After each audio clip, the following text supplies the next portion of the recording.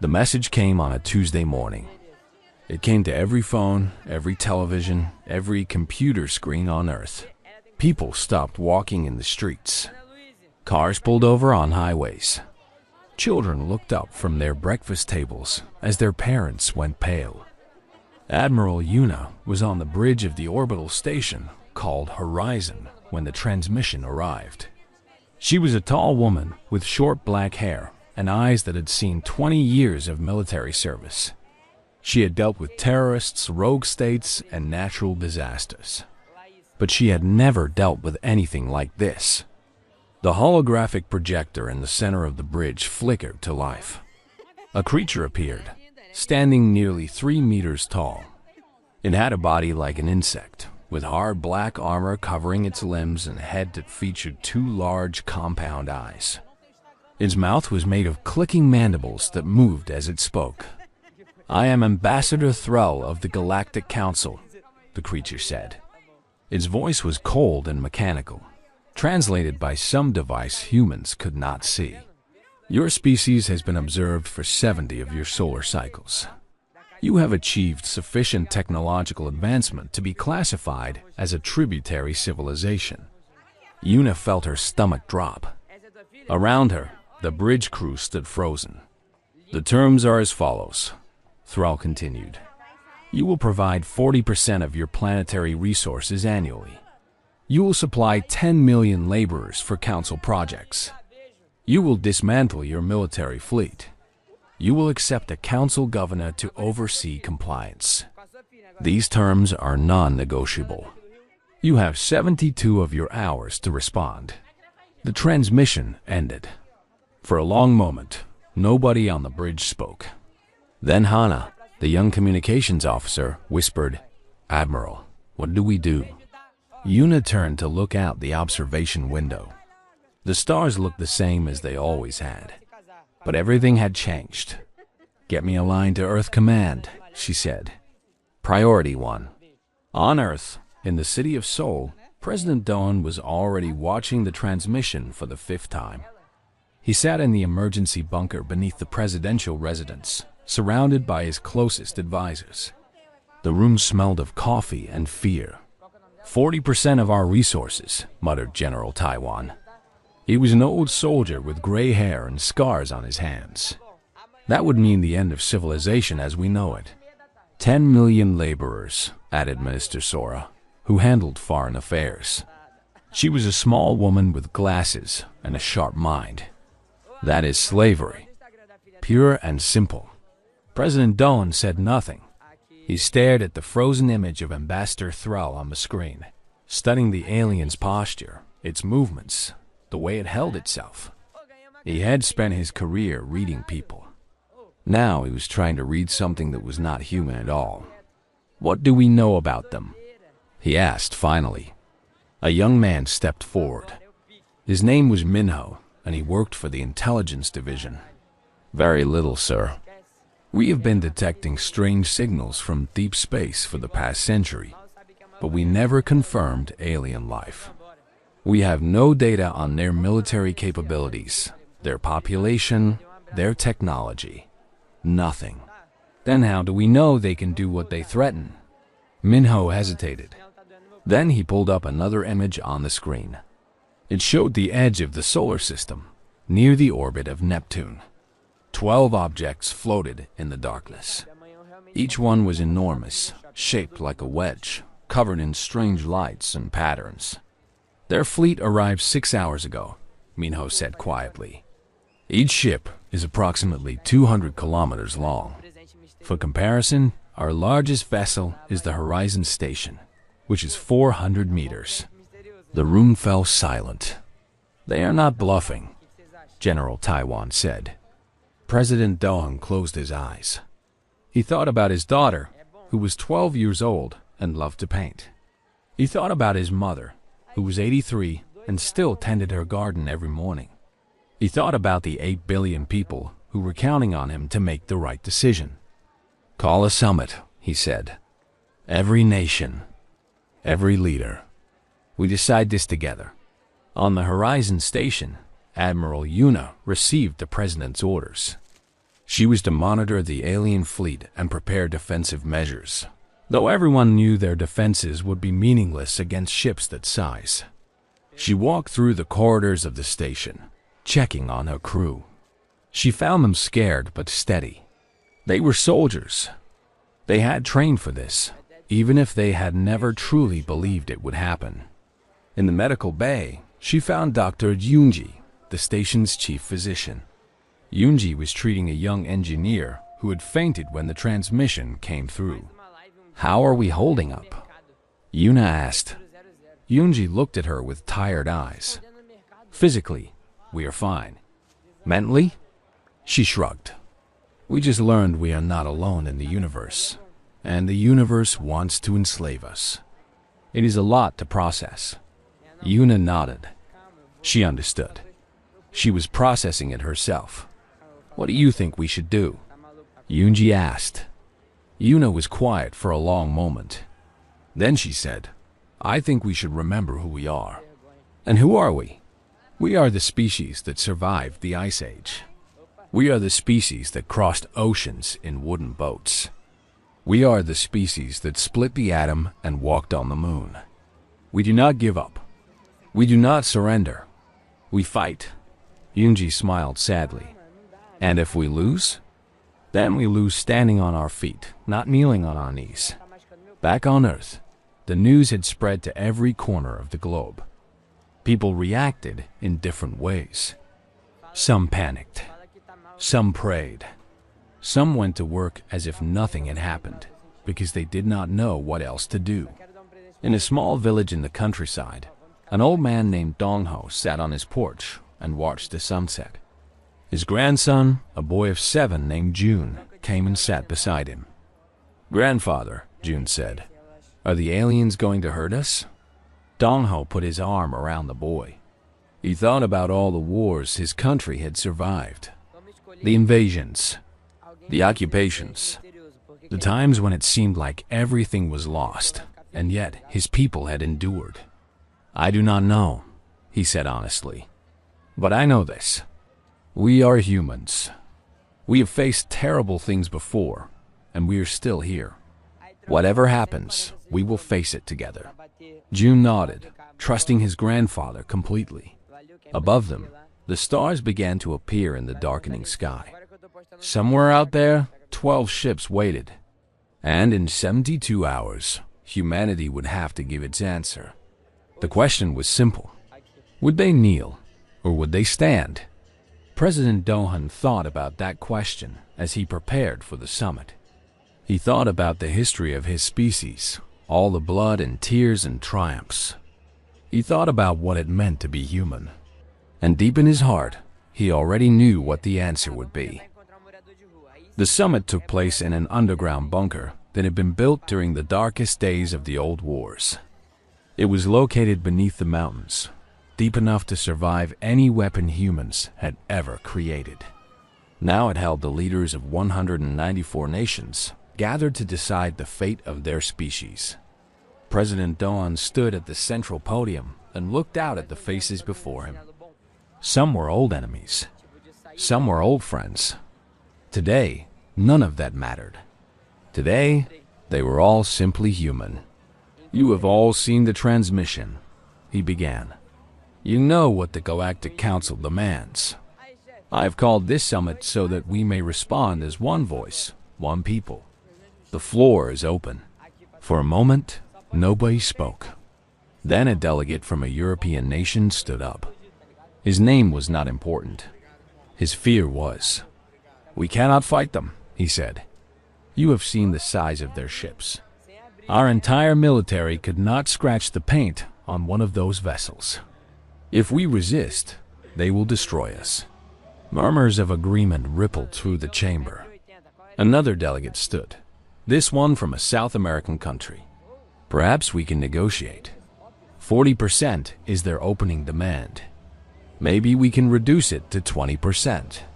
Maybe we can phase in the labor requirements over time. We must be practical." "Practical?" A woman's voice cut through the noise. Everyone turned to look. Dr. Jiwan walked down the center aisle. She was not a politician or a general. She was a scientist, the head of Earth's Advanced Research Division. She was small and thin, with glasses and messy hair, and she carried a data tablet like it was a weapon. "Who let her in here?"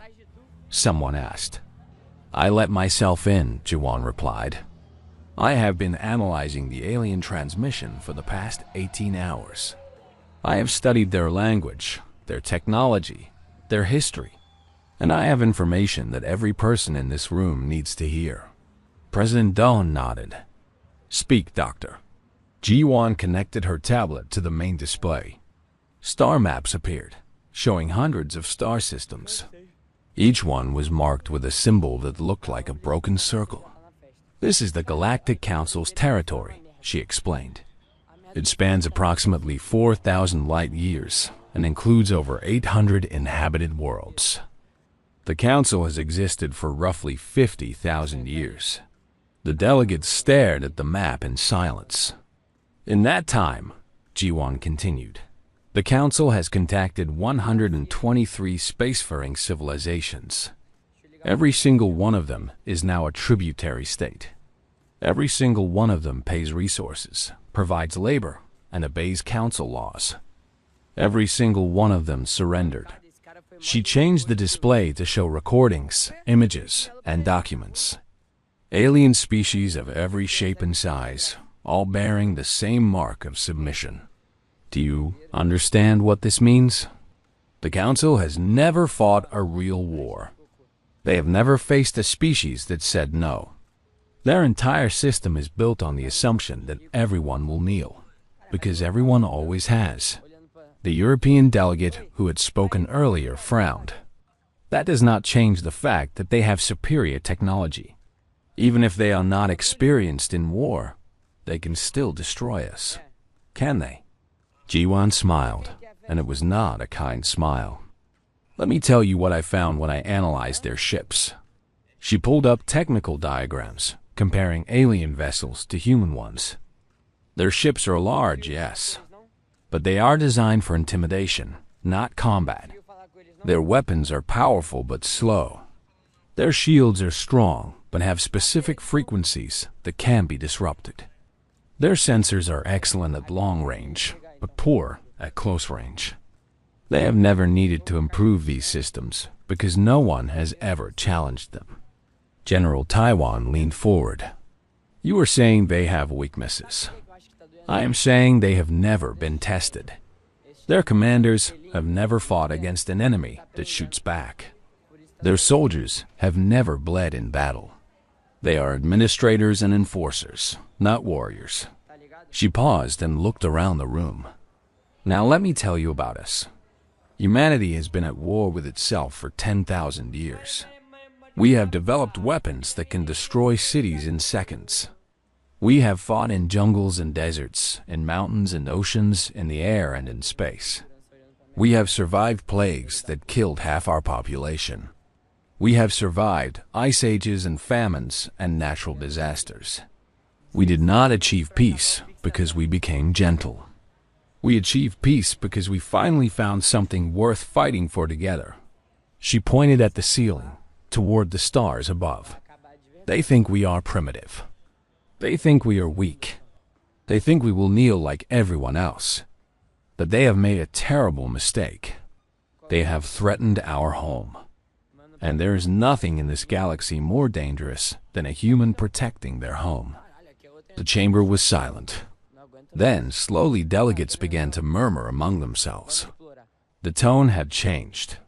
Fear was still there, but something else was growing. Something that looked like hope. President Dohan spoke again. "Dr. Jiwan, what do you recommend?" Jiwan turned to face him directly. "I recommend that we tell them no. And when they attack, we fight.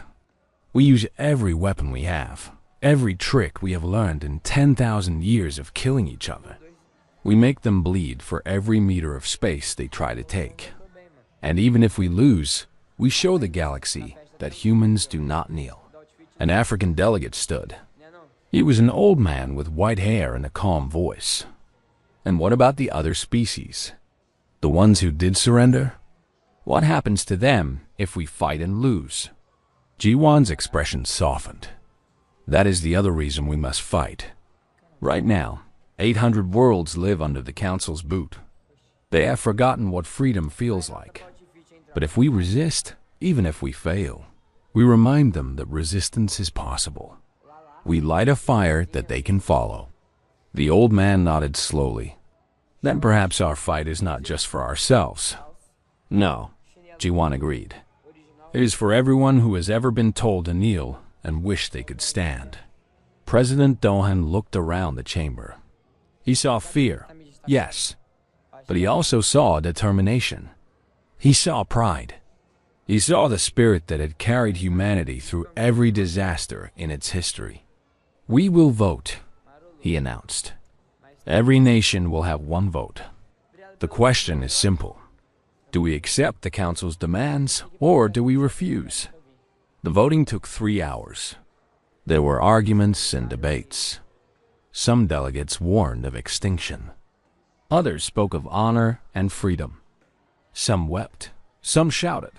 But in the end, the result was clear. 189 nations voted to refuse. 5 nations abstained. None voted to surrender. President Do-han stood at the podium and looked at the assembly. His heart was heavy with the weight of what they had decided, but his voice was steady. Then it is decided. Humanity will not pay tribute. Humanity will not provide slaves. Humanity will not kneel. We will send our response to the Galactic Council, and we will prepare for war. He paused, then added quietly, May God have mercy on us all. In her seat, Dr. Ji-won was already working on her tablet, sending instructions to her research teams around the world. They had less than 48 hours to prepare their defenses. It would not be enough time. It would never be enough time. But it would have to do. On the Horizon Station, Admiral Yuna received the news of the vote. She read the message twice, then smiled. Orders, Admiral? Hannah asked. Yuna straightened her uniform. Tell the fleet to prepare for battle, and get me a direct line to the alien flagship. It is time to deliver our answer. Outside the station windows, the stars glittered cold and distant. Somewhere among them, the Council fleet waited. And humanity was about to give them a lesson they would never forget. Ambassador Threll waited in the reception chamber of his flagship, surrounded by his advisors and military commanders. The ship was called the Eternal Dominion, and it had overseen the submission of 17 species. This would be the 18th. Thrall was not worried. He had done this many times before. Every species reacted the same way. First came fear, then denial, then bargaining, and finally acceptance. The humans would be no different. They were always the same. Commander Vexus stood beside him. Vexus was a reptilian creature with 3 rows of sharp teeth and scales the color of dried blood. He commanded the fleet's military forces and had never lost a battle. Of course, he had also never fought one. There had never been any need. How much longer? Vexus asked impatiently. We gave them 72 hours. That time has passed. Patience, Drell replied. They are probably still arguing among themselves. These primitive species always have trouble with unity. They will send a delegation soon, begging for mercy, offering whatever they have in exchange for better terms. I hope they resist, Vexus said. His teeth gleamed in the chamber's light. It has been centuries since I had the pleasure of burning a city. The communication console beeped. An officer looked up from his station. Ambassador, we are receiving a transmission from the human orbital station. Finally, Threll settled into his formal posture. Put it through. The holographic projector activated. A human female appeared, standing on the bridge of what Threll assumed was their most advanced vessel. She wore a military uniform and had short black hair. Her face showed no fear at all. That was unusual. Ambassador Thrall, the human said. I am Admiral Una of the United Earth Defense Force. I speak for all of humanity. You speak for your entire species? Thrall's mandibles clicked with amusement.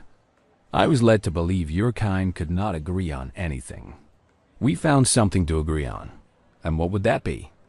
The human's eyes never wavered. Our answer to your demands. Thrall waited. Around him, his advisors leaned forward with interest. This was the moment when the submission would come. The pleas. The offers. The inevitable surrender. The United Earth government has considered your terms. Admiral Una continued. We have debated them. We have analyzed them. And we have reached a unanimous decision. She paused. The silence stretched across the void between stars. Our answer is one word, she said. No. For a moment, Thrall did not understand. The word did not fit into any category his mind had prepared. No species had ever said that word. It was not supposed to be possible. I do not understand, he said slowly. Perhaps your translation device is malfunctioning. The translation is accurate, Una replied. No, we will not pay tribute. We will not provide laborers. We will not dismantle our fleet. We will not accept a governor. Your council has no authority over Earth, and we do not recognize your demands. Vexus stepped forward, his scales rippling with anger. You cannot refuse. We will destroy your cities. We will enslave your population. We will reduce your planet to ash. You can try. Those 3 words hung in the air like a challenge. Una's voice was calm, almost casual, as if she were discussing the weather.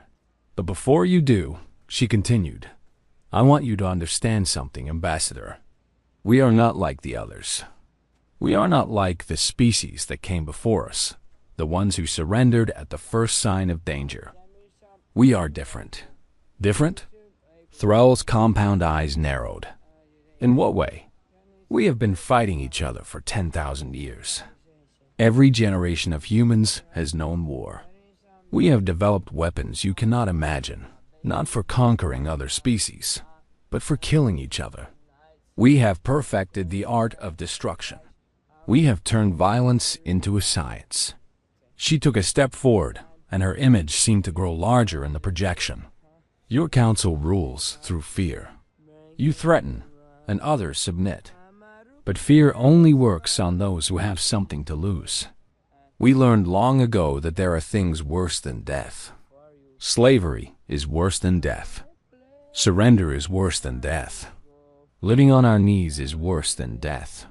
Thrall felt something he had not felt in centuries. It took him a moment to identify it. It was uncertainty. You are bluffing, Vexus growled. Your ships are primitive. Your weapons are toys. You cannot possibly believe you can defeat us. We do not need to defeat you, Una replied. We only need to make the cost of victory too high for you to pay. Every soldier you send to Earth will die on Earth. Every ship you bring into our system will burn in our system. You may destroy us in the end, but you will bleed for every inch of ground you take. And when it is over, the galaxy will remember that one species stood up to the mighty council and made them pay in blood. She smiled then, and it was the smile of someone who had already made peace with death. We are humans, Ambassador. We do not surrender. We do not submit. We fight until our last breath, and then we fight some more. Come to Earth if you dare. Bring your fleet, and we will show you what it means to face a species that would rather die than kneel. Thrall stared at the image of the human admiral. He had overseen the submission of 17 species. He had seen every kind of reaction, every type of response. But he had never seen this. He had never seen defiance. You are making a terrible mistake, he said finally. The Council has resources you cannot comprehend. We could send 100 fleets against your world. Then send them.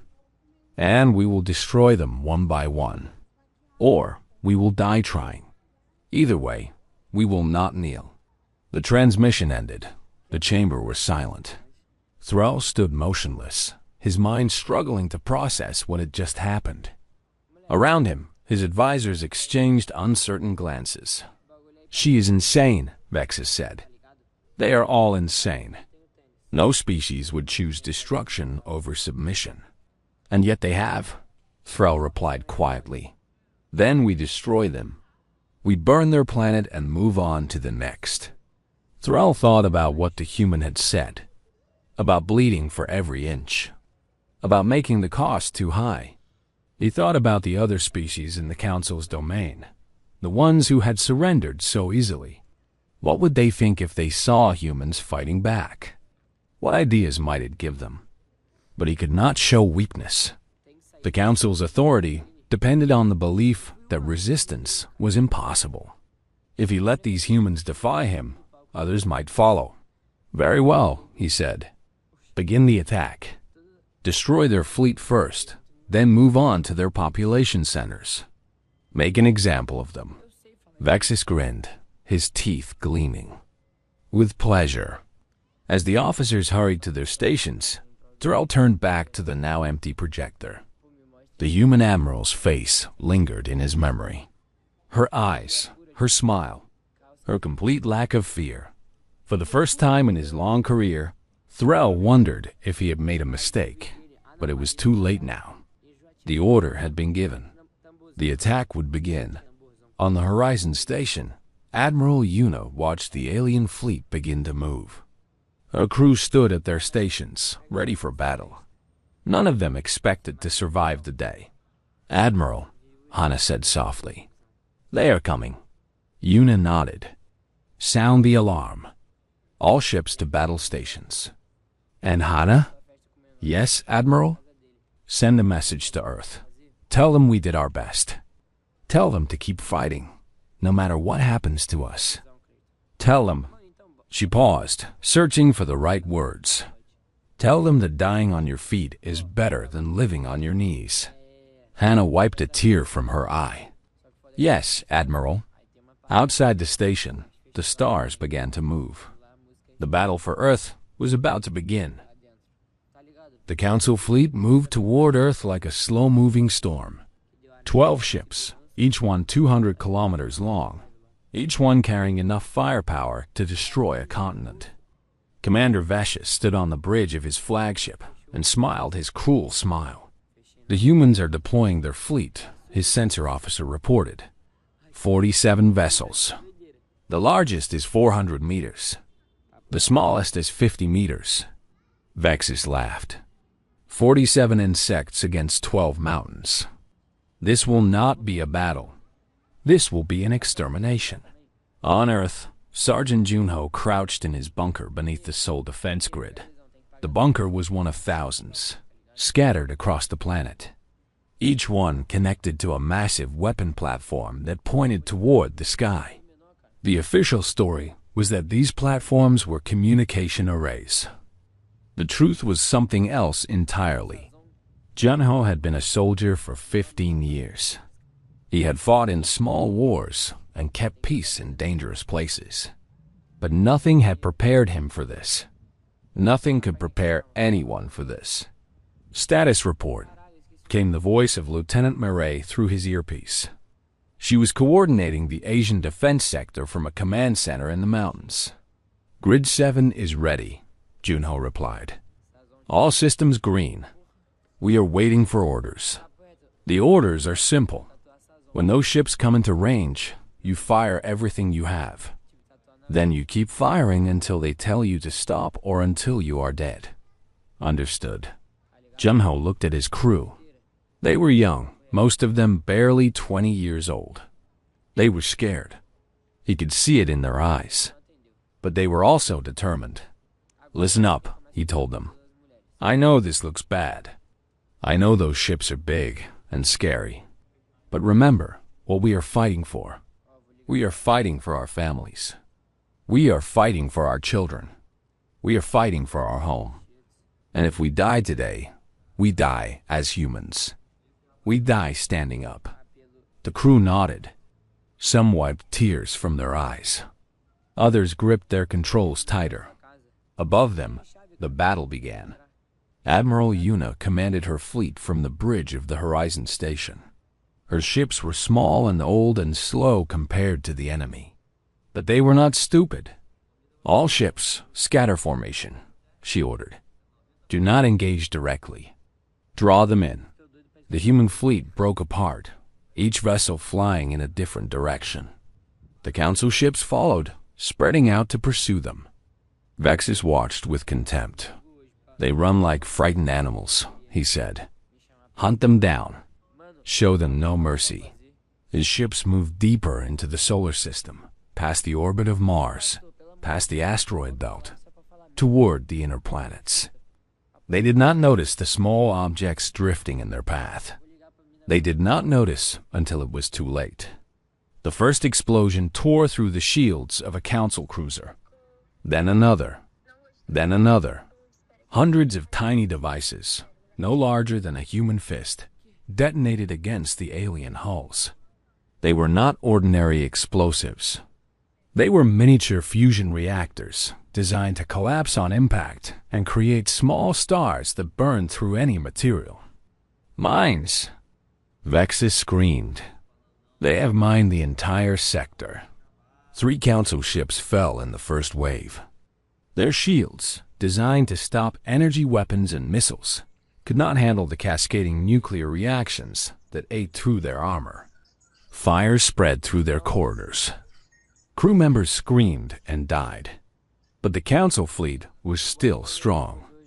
9 ships remained, and they pushed forward with anger and vengeance. Destroy their planet. Vexus roared. Burn every city. Kill every. He never finished the sentence.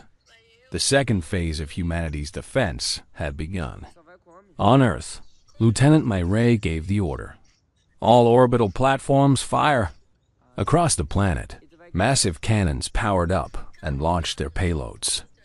They were called kinetic impactors, simple pieces of metal accelerated to 90% of the speed of light.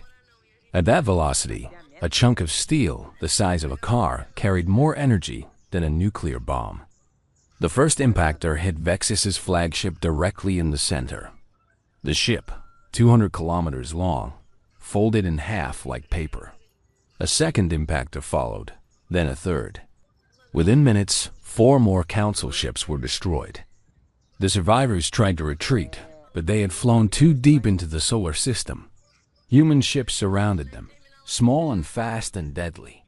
They attacked from all directions, launching missiles and firing lasers, then disappearing before the council guns could track them. This is impossible, Vexus shouted. He was on one of the surviving ships now, his flagship destroyed. They are primitives. They cannot be doing this. But they were doing it. Humans had spent 10,000 years learning to kill each other. They had developed weapons that the Council could not imagine. And now they were using those weapons against an enemy that had never faced real opposition. On the ground, Sergeant Junho watched the sky light up with explosions. His crew cheered every time a Council ship fell. He wanted to cheer with them, but he knew the battle was not over. Incoming. Someone shouted. They are launching an attack on Seoul. A beam of energy cut through the atmosphere, aimed at the heart of the city. Junho activated his defense grid and fired everything he had. The beam hit the shield generator above the city and was deflected into the ocean, where it boiled the water for kilometers. Shields holding, Junho reported. But we cannot take many more hits like that. The battle raged for hours. Human ships died by the dozen, but for every human ship that fell, more damage was inflicted on the Council fleet. The aliens had never experienced this kind of resistance. They did not know how to handle it. Admiral Yuna stood on the bridge of a smaller ship now. The Horizon Station had been destroyed in the fighting, but she had transferred her flag and continued to command. Blood ran down her face from a cut on her forehead. Her uniform was torn and burned, but her voice was steady. All ships, focus fire on the remaining vessels. Do not let them escape. The final council ships tried to flee toward the edge of the solar system. Human ships pursued them, refusing to let them go. One by one, the alien vessels were crippled or destroyed. When it was over, only silence remained. Lieutenant Mireille stared at her displays in disbelief. Admiral, the last council ship has been destroyed. We won. On ships across the fleet, on defense platforms across the planet, humans began to cheer. They hugged each other. They cried. They fell to their knees and thanked whatever gods they believed in. But Admiral Yuna did not celebrate. She looked at the list of ships she had lost. 29 vessels, thousands of sailors, good men and women who had given their lives for their planet. This is not over, she said quietly. The Council will send more ships. They will send 100 fleets if they have to. This was just the first battle. What do we do? Mireille asked. Yuna thought about the question. She thought about the alien ambassador and his confident threats. She thought about all the species who had surrendered because they believed resistance was impossible. We send a message, she said finally. Not just to the Council, to every species in their domain. We tell them what we did today. We show them that the Council can be beaten. And then, Yuna smiled. It was a tired smile, but it was real. And then we get ready for the next battle, because they will come back. And when they do, we will be waiting. On the planet below, Sergeant Junho stepped out of his bunker and looked at the sky. The sun was rising over Seoul, painting the clouds in shades of gold and red. The city was still standing. His family was still alive. He had done his part. He had fought for his home. And humanity had won. For now.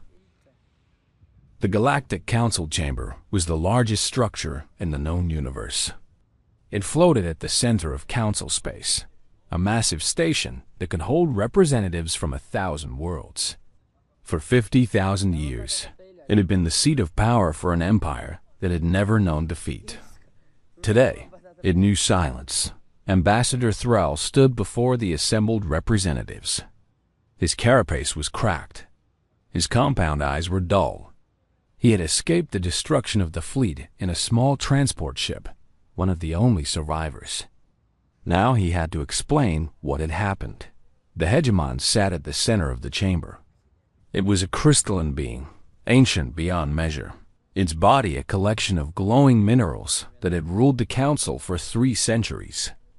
When it spoke, the entire chamber vibrated.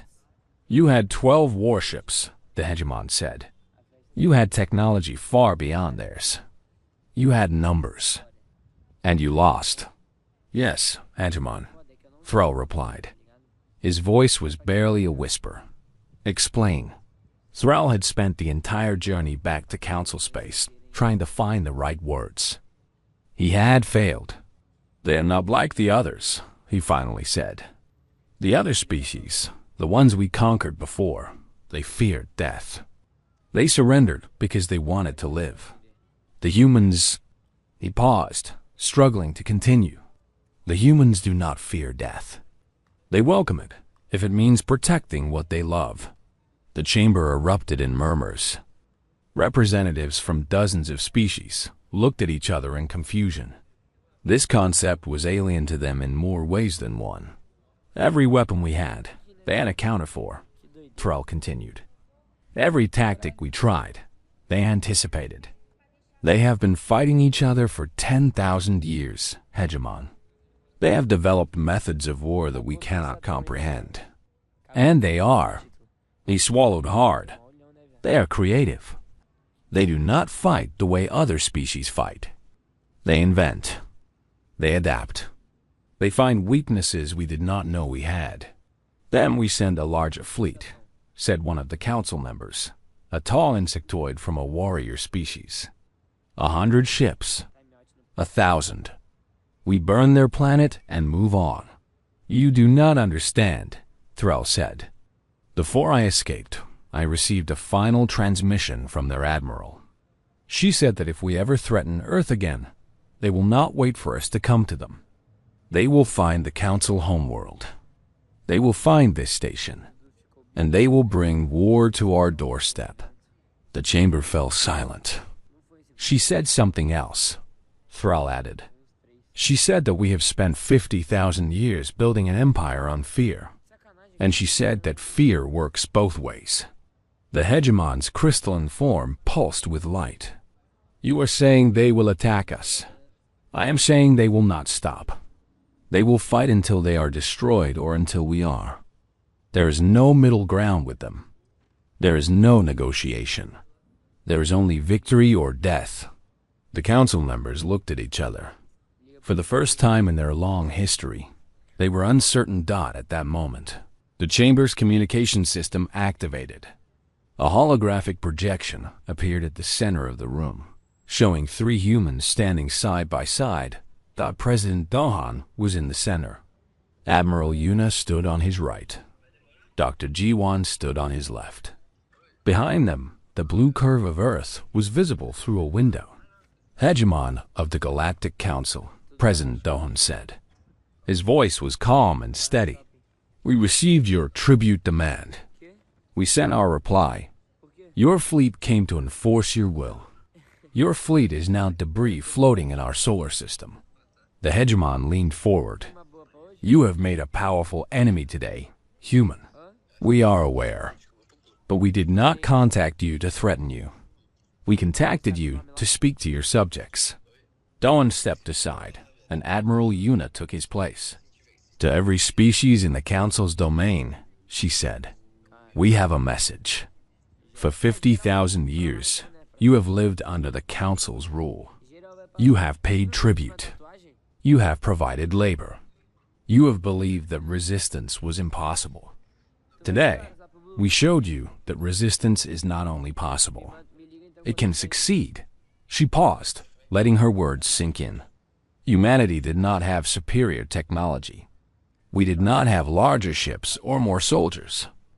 What we had was the will to fight, the will to die for what we believe in, the will to stand up and say no, even when the odds were against us. Her voice grew stronger. The Council has ruled through fear for millennia. They told you that you could not win, and you believed them. But fear is a fragile thing. It breaks the moment someone decides that freedom is worth more than safety. That honor is worth more than comfort. That death is worth more than slavery. She looked directly at the hegemon. We are not asking you to send your fleets to fight alongside us. We are not asking you to risk destruction. We are only asking you to remember something that the Council made you forget. You are not property. You are not resources. You are living beings, and you have the right to choose your own fate. President Dohan stepped forward again. To the Council itself, we offer this choice. You can send more fleets. You can try to destroy us.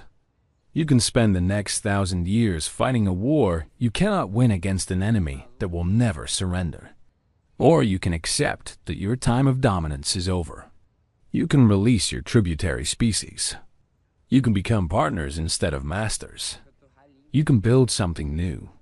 The hegemon's form flickered. You dare to dictate terms to us? We dare to offer you peace, Dohan replied. But make no mistake. If you choose war, we will give you war. We will find allies among your subjects. We will spread our technology and our tactics to anyone who asks. We will turn your empire against you, piece by piece, until there is nothing left. The choice is yours. The transmission ended. The chamber remained silent for a long moment. Then, slowly, a delegate from a small aquatic species stood up. I wish to formally request withdrawal from the tributary system. It said. The words echoed through the chamber like thunder. Another delegate stood. Then another. Then a dozen. Then 100. The hegemon watched in disbelief as species that had been obedient for millennia suddenly found their voices. The empire it had built over 50,000 years was crumbling before its eyes. "This is madness," it said. "This is chaos. This is freedom," said one of the delegates. "And we have the humans to thank for reminding us what it feels like." 1 year later, the Galactic Council was dissolved. In its place, a new alliance was formed, built not on domination, but on cooperation. Humanity was at its center, not because they conquered anyone, but because they had shown the galaxy what cards looked like. On Earth, life returned to normal. People went back to work. Children went back to school. The scars of the battle healed slowly, but they healed in a small village in the countryside. Old Dong-ho sat on his porch and watched his grandson Jun play in the yard. The boy was older now, nearly 8, and he had questions. "Grandfather," Jun said, "what does it mean to be human?" Dong-ho thought about the question. He thought about all the things he had seen in his long life. The wars, the struggles, the moments of despair, and the moments of triumph. "It means many things," he said finally. "It means we are flawed. We make mistakes. We hurt each other sometimes. But it also means we are brave. We stand up for what is right. We protect the people we love. And we never, ever give up." Jun nodded, accepting this wisdom as children do above them. The stars shone bright in the night sky. Somewhere out there, 1,000 worlds were discovering what freedom meant. 1,000 species were learning to stand on their own feet. 1,000 stories of courage and hope were beginning. And at the center of it all, impossible and defiant, stood a small blue planet called Earth. A planet that had looked at the most powerful empire in the galaxy and said one simple word, "No." It was not just a word. It was a promise, a declaration, a battle cry. It was the sound of a species that refused to kneel, and the galaxy would never be the same.